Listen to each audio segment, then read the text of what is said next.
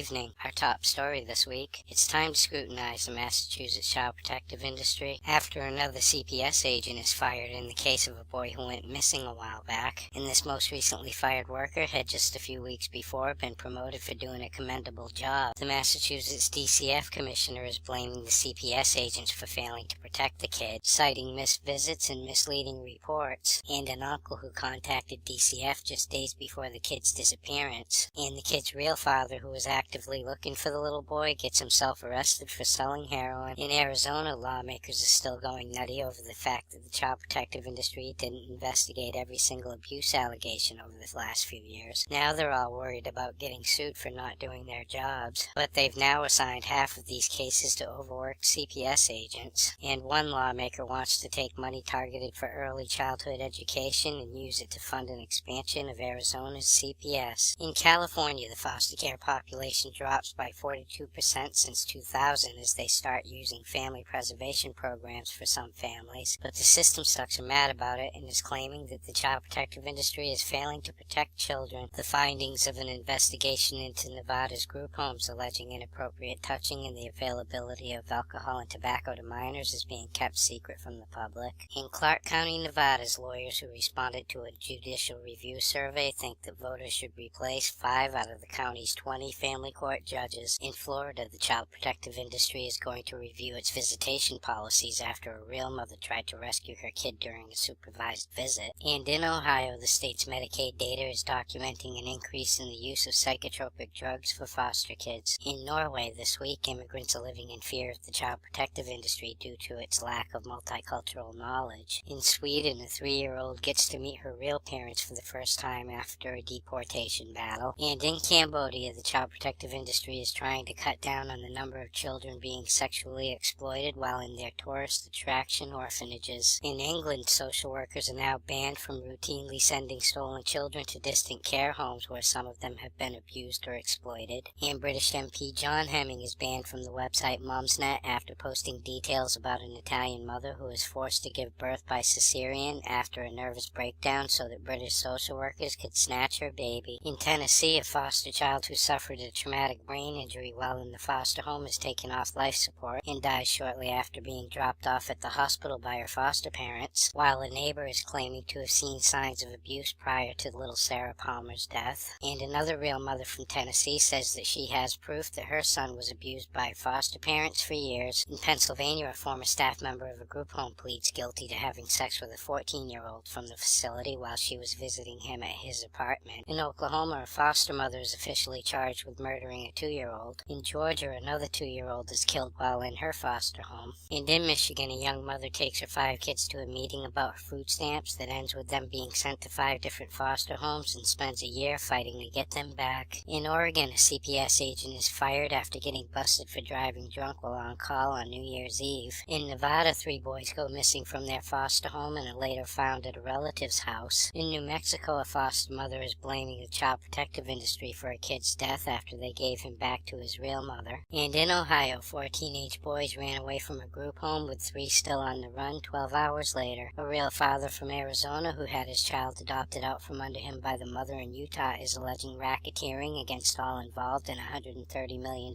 lawsuit. And finally, tonight in New Jersey, a Nazi father says, "I'll stop making them when you stop taking them," and is demanding that the child protective industry give back his new baby girl, who he named after Adolf Hitler's mistress. For these stories and all the latest dirt on the child protective industry, visit www.legallykidnapped.com. And until next week, this is Baby LK, over and out.